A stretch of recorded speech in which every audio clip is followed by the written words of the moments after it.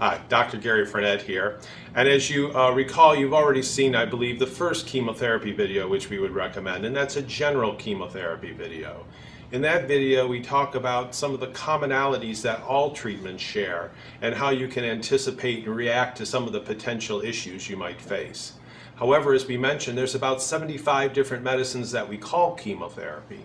And we now wanted to produce a video speaking to you about the specific medications you'll be taking. In this video, we're going to discuss several issues with regard to that treatment. How do those drugs work? How are those treatments administered? What is the schedule of treatments? And we'll go into some of the potential reactions you could have to that treatment and how you can adjust to them. As always, whenever you have any questions, you should call your healthcare team if there's ever an issue. But by watching these videos, you may be better able to anticipate and prepare for some of the rare side effects that can happen. So as you can see here, we're actually within a chemotherapy treatment room. And we have chemotherapy chairs where you can sit and even lie back. There's TVs and internet access so that you can be entertained. And we'll also allow you to have a family member with you or a friend with you during your treatment. The specific number of treatments and the regulations, such as how old they need to be, will be discussed with you with your healthcare team during your chemotherapy teaching session. These videos, for example, are meant to supplement but not to replace that specific interaction you're going to have with us prior to your treatment, so you'll be able to get all your questions answered. During this video, what we'd recommend, as with the first video, is that you write down any questions you might have about your treatment, and then we can discuss those specifically when you come for your appointment to make your appointment more productive and to make sure all your questions have been appropriately addressed. There are some issues that you might imagine come about when you're getting chemotherapy treatment that I just like to discuss briefly. And as you can tell, we're in a large chemotherapy treatment room. That's done on purpose so that the nurses can have visual access to you during your treatment. If there are any unfortunate reactions or problems that you're having, we can recognize those immediately. Because it is an open space though, we usually ask that patients refrain from wearing heavy perfumes or colognes. Although you may not be bothered by them, other people may be more sensitive to smells during that treatment and therefore would appreciate you wearing as little perfume or cologne as possible. Likewise, oftentimes patients will bring snacks or food into the chemotherapy treatment room, which is completely reasonable and appropriate. But we'd ask that they not be especially strong smelling because, once again, some people can develop an aversion to strongly smelling food during their treatment. And so as a courtesy to others, we would ask that you try to respect that during your treatment. In addition to the TV, for example, or computers, a lot of times people like to listen to music or other audible entertainment. Because other people may be trying to rest, it's always a nice idea to bring headphones or something like that into your treatment room so you can enjoy the music or the TV at the volume you like without having to worry about disturbing others. The next portion of the video is going to be a slide presentation of your specific chemotherapy treatment. Make sure you have a notepad with you and jot down any notes or questions you might have or that the slide presentation generates so that we can answer them during your in-person visit with us afterwards. This video represents the views of Dr. Gary Frenette and not any clinic or hospital system. It's designed to supplement, but not replace, the written and verbal information provided to you during your teaching sessions. It reviews common trivial side effects, as well as rare but life-threatening complications of therapy. Today we're going to talk about the TCH chemotherapy regimen consisting of 3 drugs, Taxotere, carboplatin, and Herceptin chemotherapy. First, to best understand how chemotherapy works and why we're recommending this therapy, we're going to need a brief refresher on biology. Don't worry, we're going to keep it basic. Remember, all living things are made of cells, and the blueprint for how a cell in our bodies are made is encoded in a molecule called deoxyribonucleic acid, otherwise known as DNA. Here's a brief video showing this concept.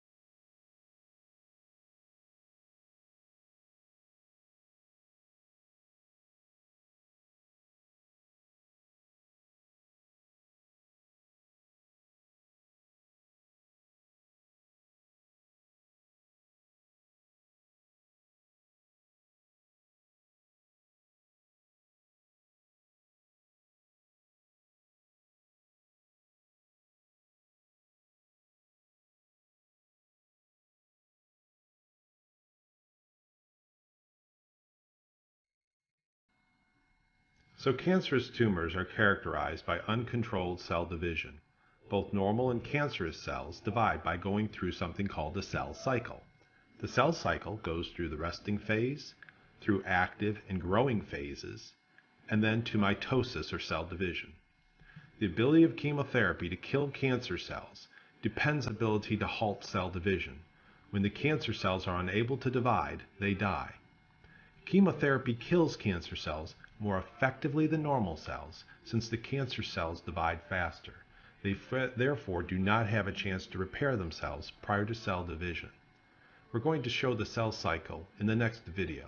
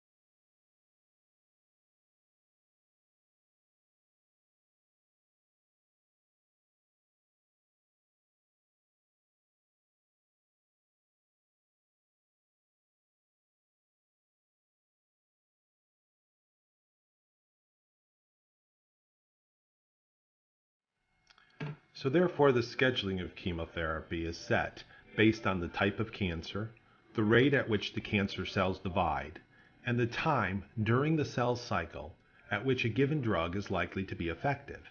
That is why chemotherapy is typically given in cycles. Cycles are simply treatments which are separated by time intervals. During this time, the cancer cells die while the normal cells have time to heal. When the healing of the normal cells is not completed, side effects occur. Normal cells, most commonly affected by chemotherapy, include blood cells, the lining of the stomach and the colon, and hair follicles. This accounts for common side effects which can include low blood counts, mouth sores, nausea, hair loss. Let's talk now about Taxotere or docetaxel. Taxotere belongs to a class of chemotherapy drugs called the plant alkaloids. Taxotere is also known as an antimicrotubule agent or a spindle fiber inhibitor. Spindle fiber inhibitors, such as Taxotere, inhibit the microtubule structures within the cell. Microtubules, or spindle fibers, are part of the cell's apparatus for dividing and replicating itself. Spindle fibers help separate duplicated DNA into each dividing cell. Taxotere inhibits this activity, thereby killing the dividing cancer cell. We'll take a look at the action of spindle fibers in the next video.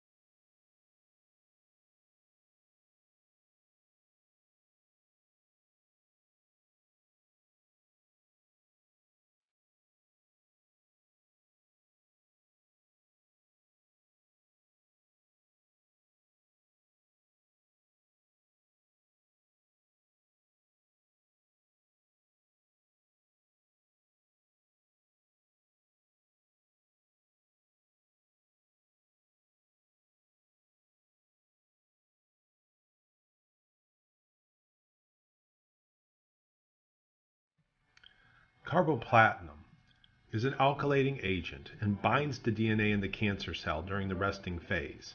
Normal cells can repair this damage, but cancer cells divide quickly, attempt to replicate prior to repairing the DNA, and this results in cell death.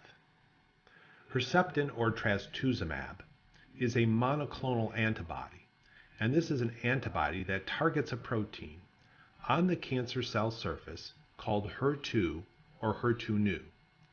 In about 20 or 25% of the breast cancer patients, this protein is overexpressed on the cancer cell, and it leads to uncontrolled proliferation of the cancer. Herceptin binds to the HER2/neu protein, which prevents it from sending its growth signal to the cell nucleus. The cancer cell is highly dependent on the growth signal and dies when it's blocked by Herceptin. Your own immune cells may also help kill the cancer cell after recognizing Herceptin on the cell surface of the cancer cell. The next video shows this schematically. So as you'll see, the HER2/neu target is on the surface of the cell, and it dimerizes or couples with another protein, and at that point sends its signal for cell growth to the nucleus. Here we see the HER2/neu combining on the cell surface and sending its signal for growth to the cell nucleus. This is the process which Herceptin specifically blocks. Let's now talk about the TCH chemotherapy schedule. As we've mentioned, all 3 drugs are given by vein or intravenously or IV on the first day of the treatment. Herceptin is given alone on the 2nd and 3rd week of the treatment. After 6 total cycles of treatment are completed, the Herceptin is continued every 3 weeks for 12 additional treatments. Anti-nausea medications are given by vein prior to the administration of TCH chemotherapy, but generally are not required prior to Herceptin alone. The TCH regimen takes about 5 hours to deliver. Herceptin alone can be given in a much shorter period of time.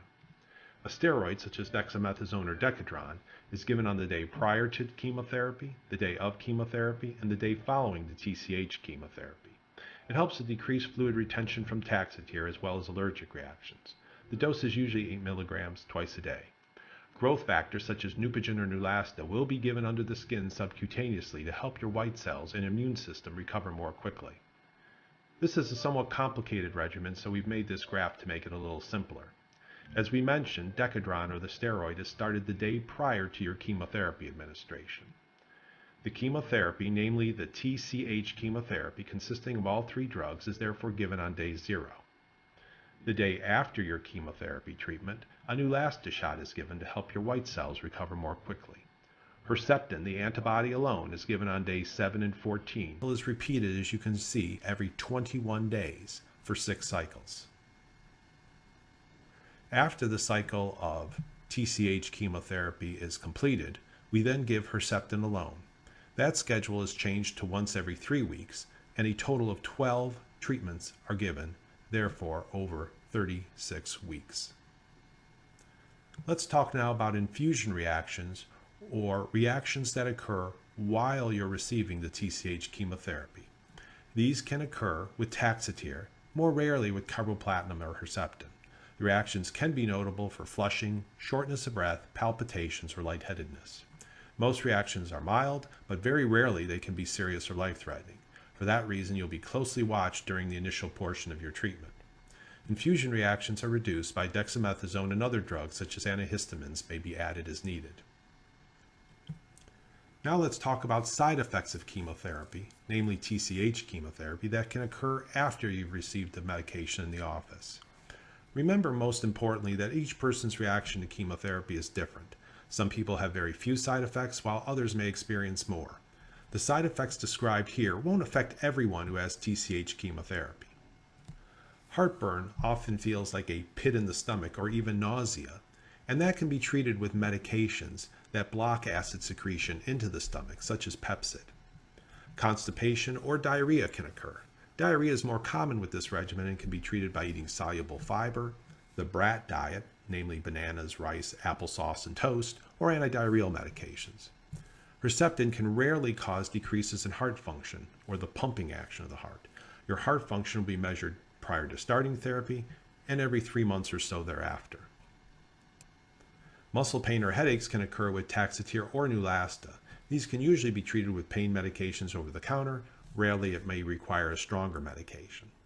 Hair loss will occur about 2 to 3 weeks after initiation of the treatment. Loss of hair on the head occurs first, but eyebrows, eyelashes, or pubic hair can be lost as the treatment proceeds. Your hair will grow back at a normal rate after treatment, but it may have a different color or texture. The cost of your wig may be covered by insurance.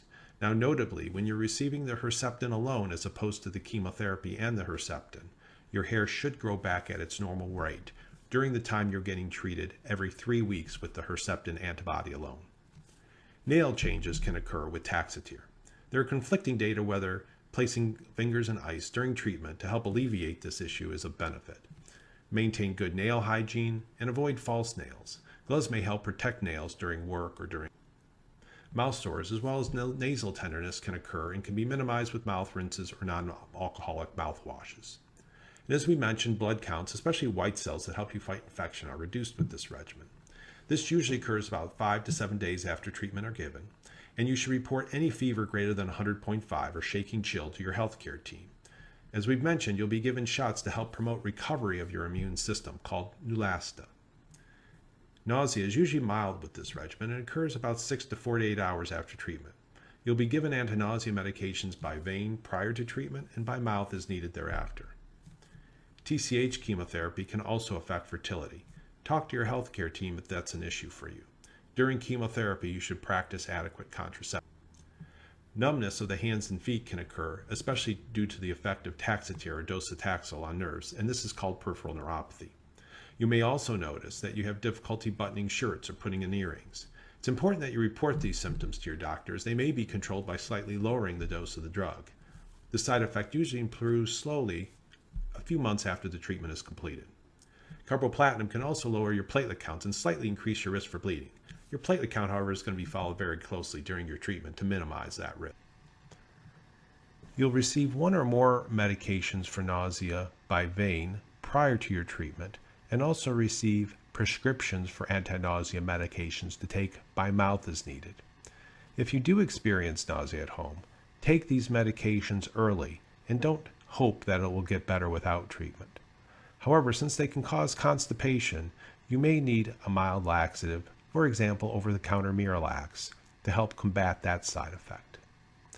Medications that you may receive as an outpatient include Zofran or Ondansetron. You should take 1 tablet every 8 hours as needed for nausea. This medication does not cause drowsiness and can be a good choice during the day when you want to stay alert. Phenergan or promethazine is taken every 6 hours as needed for nausea. This medication can cause variable drowsiness in people, so be aware of this. Ativan or lorazepam is taken every 6 hours and almost always causes sedation. This can be a good choice at night when you want to get some rest. Now let's review some common questions with regard to TCH chemotherapy. First, can I drive to my chemotherapy treatments? We like you to have a driver for your first treatment. If you receive drugs such as antihistamines that cause sedation, you may also need a driver for subsequent treatments. Will I gain weight with steroids such as dexamethasone? These drugs can cause fluid retention and increased appetite in some patients. Be aware of your food intake as well as the quality of food you're eating. For example, avoid excessive desserts or salts, etc. Can I get manicures or pedicures or massages? Manicures and pedicures are usually discouraged during aggressive TCH chemotherapy, but they may resume once you're on the Herceptin therapy alone. Avoid harsh skin scrubs if you have skin sensitivity on the palms or soles of the feet. You may also want to bring your own tools and avoid cutting cuticles. Massage is usually very helpful, however, during treatment, but avoid deep muscle massage if your platelets are low. Remember, platelets are the cells in your blood that help your blood clot. Are there any food restrictions? Avoid uncooked fish, meat, or eggs. There are no restrictions regarding fresh fruit and vegetables. Simply wash them as you normally would before eating them. You may find you prefer cooler, lighter foods and meals during treatment.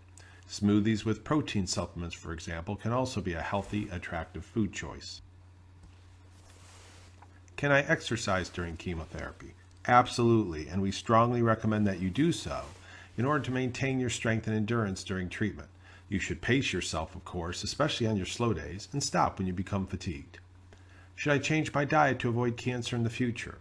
We'll discuss dietary changes, but you may find only certain foods appeal to you during treatment and that your sense of taste has changed. Start slowly with any dietary changes and focus on healthy, non-processed foods. Should I take anti-nausea medications at home after my treatments? This is often necessary, as we've heard, and recommended as a preventative measure, and we'll review this with you once again during your office visit. How will I feel during my Herceptin treatments? During this time, your hair will grow back and your strength and endurance should improve. Many patients feel essentially normal during this period. Can I take my regular medications? Unless you're informed otherwise, continue your current medications as prescribed by your physicians. Should I take vitamins and supplements? There can be significant interactions between supplements or vitamins and chemotherapy drugs. Please assemble therefore a list of all the vitamins and supplements you're taking. In general, we strongly prefer that these be stopped until after your chemotherapy is complete to avoid any potential interactions or side effects. They can usually be resumed safely after therapy is completed. Do I need a port or intravascular access device? Although we can often treat intravenously by simply inserting an IV catheter into the arm, ports are required for continuous infusions of drugs or poor or limited venous access or when the drugs are irritating to the veins. We'll provide a brief video at the end of this summary to show an overview of ports for chemotherapy administration. So in summary, TCH chemotherapy is effective medicine because there's a therapeutic window. In other words, the TCH chemotherapy is specifically designed to be toxic to cancer cells while your normal cells have the ability to recover from the treatment. The chemotherapy treatment and supportive medications, such as anti-nausea medications or shots to help your immune system, are delivered at specific times during each treatment or cycle. The side effects from chemotherapy are generally mild, self-limited, managed with medications or behavioral changes. Severe side effects are very rare. Most importantly, if you have any questions or concerns regarding your therapy or the symptoms you're experiencing, please call your healthcare team.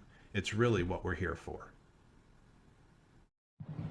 Well, I want to thank you for watching this second video today, and I hope you've written down all your questions so that we can address them during a personal visit with your healthcare team, what we call a chemotherapy teaching session prior to your therapy. That way, I'm very confident that you're going to be comfortable with your treatment and be able to anticipate any issues that arise.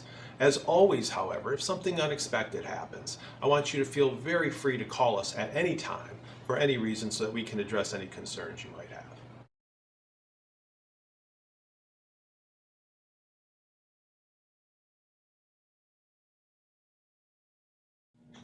My friend and colleague, Dr. Eric Wang, is now going to briefly discuss the use of venous access devices, or portacasts as we sometimes call them, in the use of chemotherapy. Not everyone who receives chemotherapy needs a portacath, but for example, those patients with poor access to veins in their arm, or patients who require continuous infusions of chemotherapy over 1 to 2 days, will be benefited by the use of these ports. With these ports, you can swim, you can shower, and perform other activities as he'll now discuss for you. So move ahead to the next section of the video if you think you may want to learn more about these devices or if you believe you're a candidate for these. Welcome. I'm Dr. Eric Wang, interventional radiologist with the Vascular and Interventional Specialists of Charlotte Radiology. Your healthcare provider has ordered a port placement for you. I'm here to review this procedure and to make you and your family members feel at ease. A port is a small device used to obtain safe and reliable access to administer IV medications, such as chemotherapy drugs or antibiotics, and also used to obtain blood samples. Port is a small device, as I mentioned, and is about the width of a quarter and less than ½ an inch thick. The port is implanted underneath the skin surface at the chest, a few centimeters below the collarbone, and this tubing is then inserted into a neck vein. Most patients are relieved after they have had their port placed that they no longer have to be stuck multiple times in their arms to get IV access. The port, once healed, is relatively unnoticeable and requires very little care.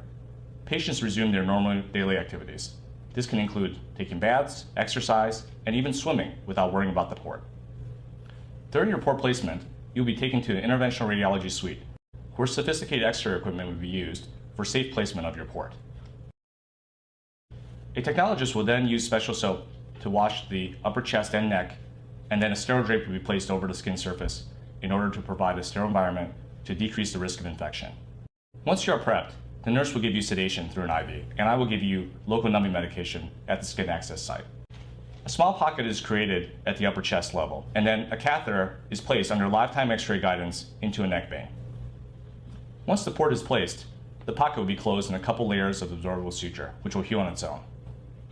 You will then go to the nursing recovery area and rest for about an hour prior to going home. Thank you for allowing Charlotte Radiology to be your healthcare provider. Please do not hesitate to ask additional questions during your visit.